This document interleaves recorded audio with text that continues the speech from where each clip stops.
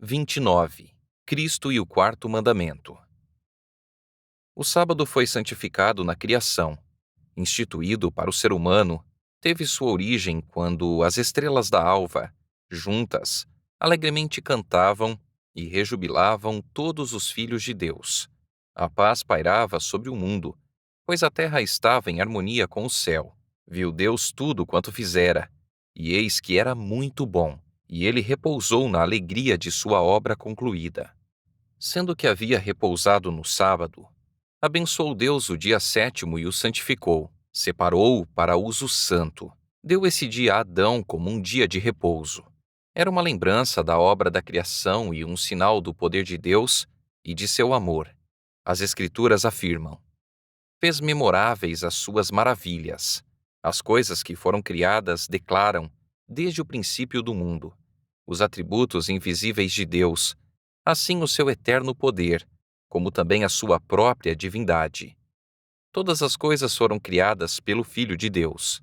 No princípio era o Verbo, e o Verbo estava com Deus. Todas as coisas foram feitas por intermédio dele, e sem ele, nada do que foi feito se fez. E uma vez que o sábado é um memorial da obra da criação, é um testemunho do amor e do poder de Cristo. O sábado leva nossos pensamentos para a natureza e nos coloca em comunhão com o Criador. No canto do pássaro, no sussurro das árvores e na música do mar, ainda podemos ouvir sua voz. A voz que falava com Adão no Éden, quando soprava a brisa do dia. Quando contemplamos seu poder na natureza, encontramos conforto, pois a palavra que criou todas as coisas é a mesma que comunica vida.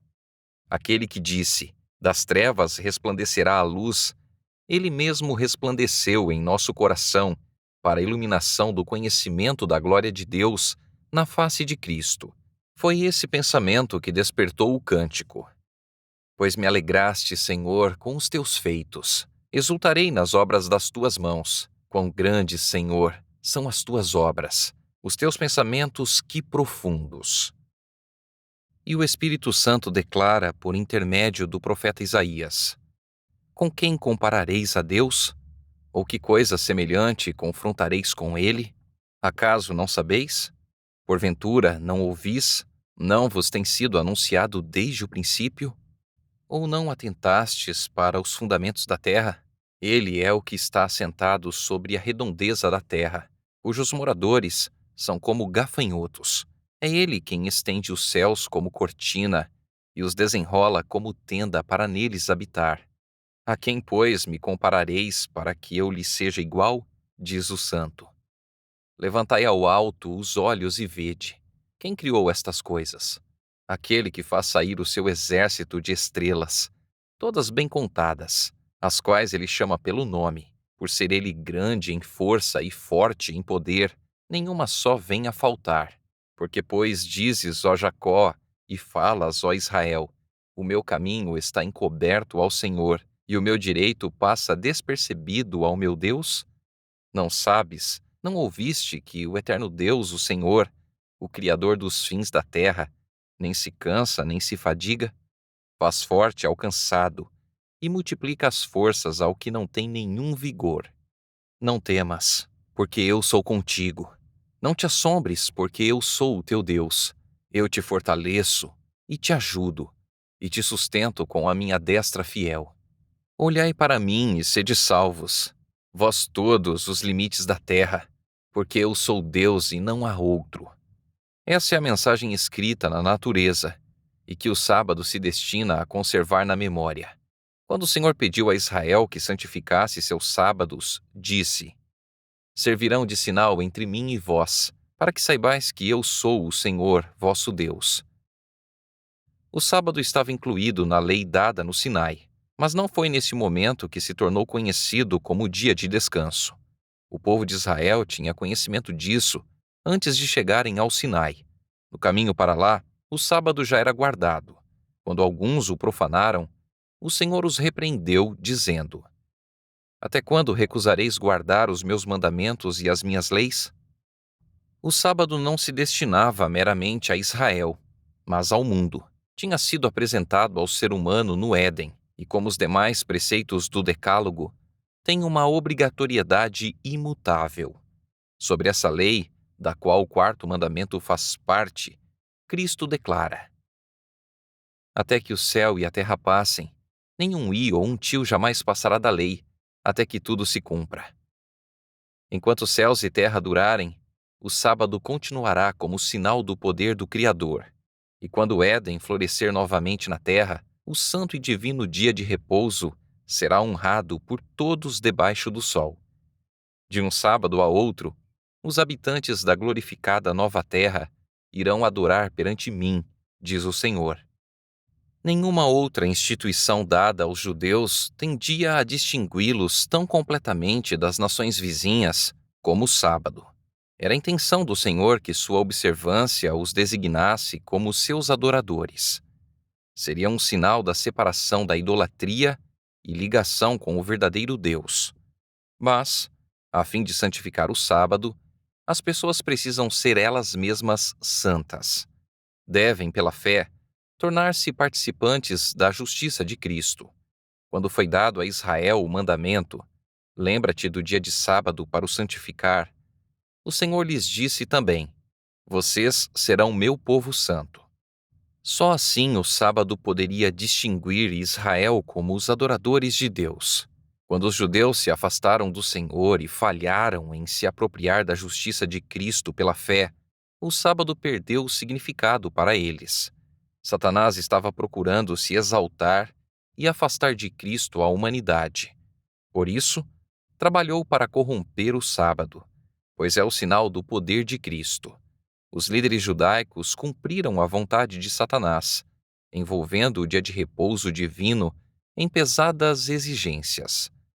Nos dias de Cristo, a observância do sábado havia se tornado tão distorcida que refletia o caráter de homens egoístas e arbitrários, em lugar do caráter do amorável Pai Celestial.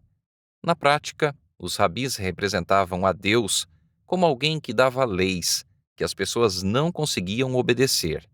Levavam o povo a olhar para Deus como tirano e a pensar que a observância do sábado, segundo ele a exigia, tornava as pessoas duras de coração e cruéis. Era obra de Cristo desfazer esses falsos conceitos. Embora os rabinos o seguissem com impiedosa hostilidade, ele nem sequer parecia aceitar suas exigências, mas ia avante, guardando o sábado segundo a lei divina. Em um sábado, quando Jesus e os discípulos voltavam do local de adoração, passaram por uma plantação madura. Jesus continuara seu trabalho até tarde, e ao passarem pelos campos, os discípulos começaram a colher espigas e a comer os grãos depois de esfregá-los nas mãos. Em qualquer outro dia, esse ato não teria despertado comentário algum, pois uma pessoa que passasse por uma lavoura, pomar ou vinha, tinha liberdade de colher o que desejasse comer. Mas fazer isso no sábado era considerado um ato de profanação. Não somente colher a espiga era um tipo de ceifa, como também esfregá-la nas mãos era uma espécie de debulha. Na opinião dos rabinos, havia dupla transgressão. Os espias se queixaram imediatamente a Jesus, dizendo: Eis que os teus discípulos fazem o que não é lícito fazer em dia de sábado. Quando acusado de desprezar o sábado em Betesda, Jesus se defendeu, afirmando ser o Filho de Deus e declarando que agia em harmonia com o Pai. Agora que seus discípulos eram acusados, citou aos acusadores exemplos do Antigo Testamento, atos praticados no sábado pelos que estavam a serviço de Deus. Os mestres judaicos se orgulhavam de seu conhecimento das Escrituras, e na resposta do Salvador havia uma censura indireta à sua ignorância das sagradas letras.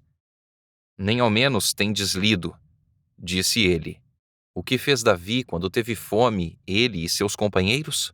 Como entrou na casa de Deus, tomou e comeu os pães da proposição, que não lhes era lícito comer, mas exclusivamente aos sacerdotes? E acrescentou: O sábado foi estabelecido por causa do homem, e não o homem por causa do sábado. Ou não lestes na lei que aos sábados os sacerdotes no templo violam o sábado e ficam sem culpa? Pois eu vos digo, aqui está quem é maior que o templo. O Filho do Homem é Senhor também do sábado. Se era lícito a Davi saciar a fome comendo do pão que fora separado para um fim santo, então era lícito aos discípulos suprir sua necessidade colhendo algumas espigas nas sagradas horas do sábado. Além disso, os sacerdotes no templo realizavam maior trabalho no sábado que em outros dias.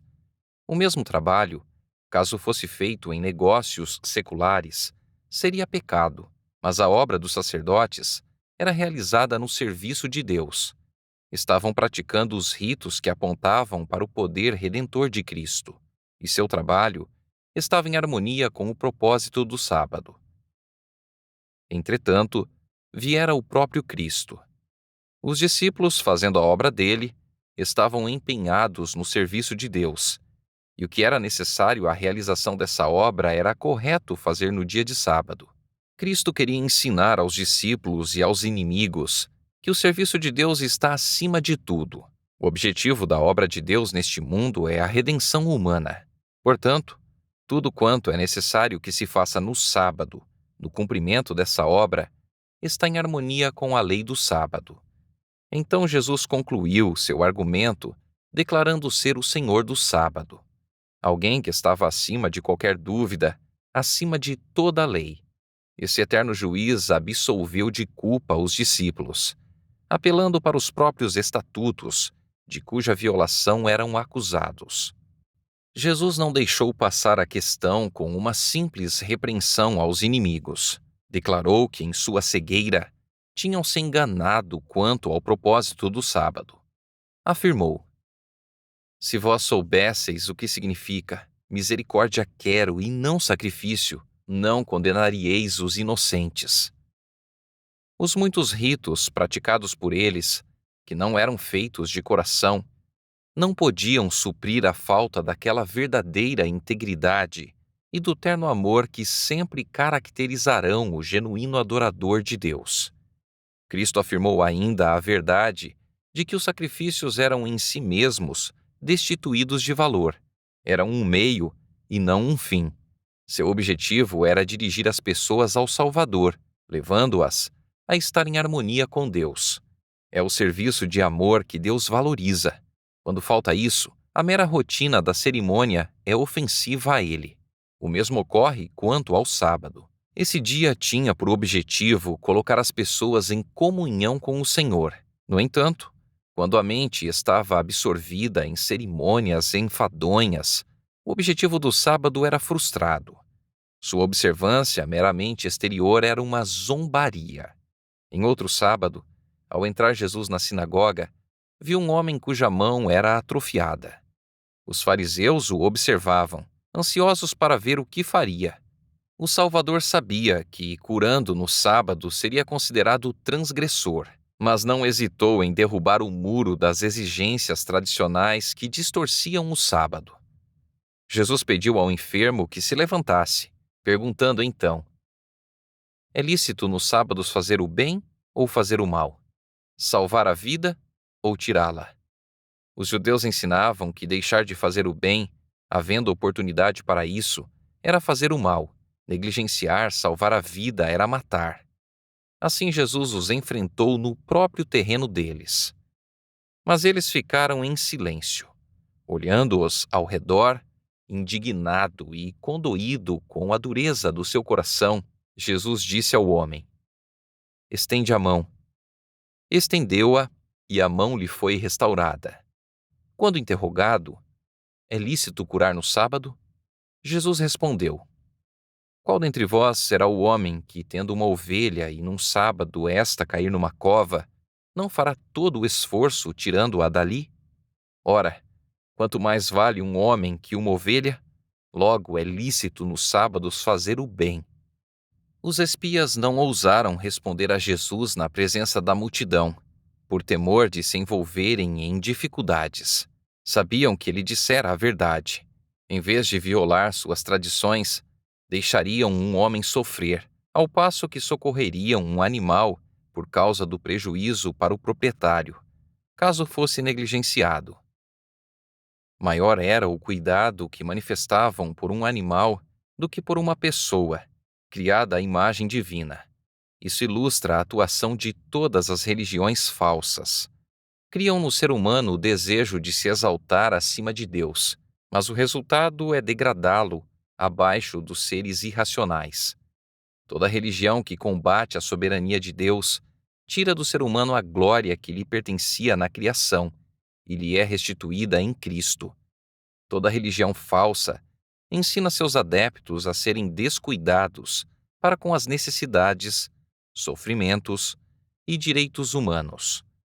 O Evangelho dá muito valor à humanidade, como resgate do sangue de Cristo, e ensina um amável interesse pelas necessidades e aflições humanas. O Senhor diz: Farei que um homem seja mais precioso do que o ouro puro e do que o ouro fino de Ofir. Quando Jesus perguntou aos fariseus se era lícito no dia de sábado fazer bem ou mal, salvar ou matar, ele lhes mostrou os próprios maus desígnios deles. Com amargo ódio, estavam procurando tirar sua vida, ao mesmo tempo que ele salvava a vida e trazia felicidade às multidões. Seria melhor matar no sábado, como estavam planejando, do que curar o aflito, como ele fizera? Seria mais justo ter o homicídio no coração durante o santo dia de Deus do que amor para com todas as pessoas, amor que se exprime em atos de misericórdia? Na cura do homem da mão atrofiada, Jesus condenou o costume dos judeus e colocou o quarto mandamento no lugar que Deus lhe destinara. É lícito nos sábados fazer o bem, declarou ele. Deixando de lado as absurdas restrições dos judeus, Cristo honrou o sábado, ao passo que os que se queixavam dele estavam desonrando o santo dia de Deus. Os que afirmam que Cristo aboliu a lei ensinam que ele violou o sábado e justificou os discípulos ao fazerem o mesmo. Têm assim a mesma atitude que tiveram os astutos judeus. Dessa maneira, contradizem o testemunho do próprio Cristo, que declarou: Tenho guardado os mandamentos de meu Pai, e no seu amor permaneço. Nem o Salvador, nem seus seguidores violaram a lei do sábado. Cristo era um vivo representante da lei. Nenhuma transgressão de seus santos preceitos se encontrou em sua vida. Olhando para uma nação de testemunhas ansiosas por uma oportunidade para condená-lo, pôde dizer de forma incontestável: Quem dentre vós me convence de pecado? O Salvador não viera para invalidar o que os patriarcas e profetas haviam declarado, pois ele próprio falara por intermédio desses representantes. Todas as verdades da palavra de Deus tinham vindo dele. Essas inestimáveis joias haviam sido postas em falsos engastes. Sua preciosa luz havia sido usada para servir ao erro. Deus queria que essas joias fossem tiradas desses encaixes do erro e recolocadas na estrutura da verdade. Unicamente uma divina mão podia realizar essa obra. Por sua ligação com o erro, a verdade tinha estado a serviço da causa do inimigo de Deus e do homem. Mas Cristo viera para colocá-la onde pudesse glorificar a Deus e realizar a salvação da humanidade. O sábado foi estabelecido por causa do homem, e não o homem por causa do sábado, disse Jesus. As instituições estabelecidas por Deus são para benefício da humanidade. Todas as coisas existem por amor de vós. Tudo é vosso. Seja Paulo, seja Apolo, seja Cefas, seja o mundo, seja a vida, seja a morte, sejam as coisas presentes, sejam as futuras. Tudo é vosso, e vós de Cristo, e Cristo de Deus. A lei dos 10 mandamentos, da qual o sábado é parte, Deus deu ao seu povo como uma bênção. Moisés declarou: O Senhor nos ordenou que cumpríssemos todos estes estatutos e temêssemos o Senhor nosso Deus, para o nosso perpétuo bem, para nos guardar em vida. E por intermédio do salmista, foi dada a Israel a mensagem: Servi ao Senhor com alegria, Apresentai-vos diante dele com cântico. Sabei que o Senhor é Deus. Foi ele quem nos fez, e dele somos. Somos o seu povo e rebanho do seu pastoreio. Entrai por suas portas com ações de graças, e nos seus átrios com hinos de louvor.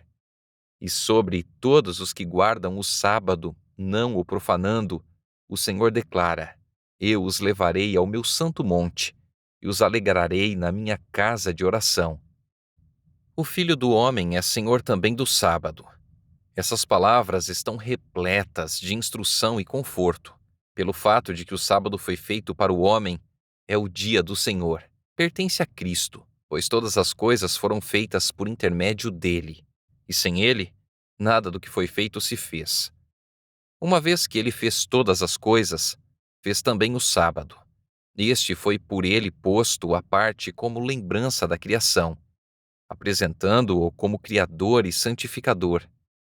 Declara que aquele que criou todas as coisas no céu e na terra, e por quem todas as coisas se mantêm unidas, é o cabeça da Igreja, e que por seu poder somos reconciliados com Deus. Pois falando de Israel disse: Também lhes dei os meus sábados, para servirem de sinal entre mim e eles, para que soubessem que eu sou o Senhor que os santifica, isto é, que os torna santos.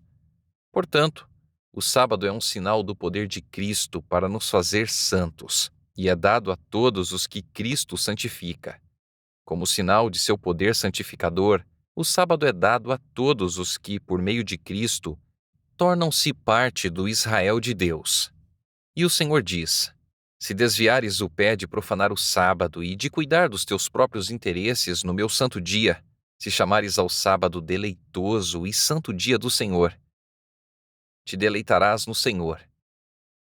O sábado será um prazer a todos os que o recebem como sinal do poder criador e redentor de Cristo. Vendo Cristo nele, alegram-se no Senhor. O sábado mostra as obras da criação, como testemunho de seu grande poder em redimir. Ao mesmo tempo que lembra a perdida paz do Éden, também fala da paz restaurada por meio do Salvador.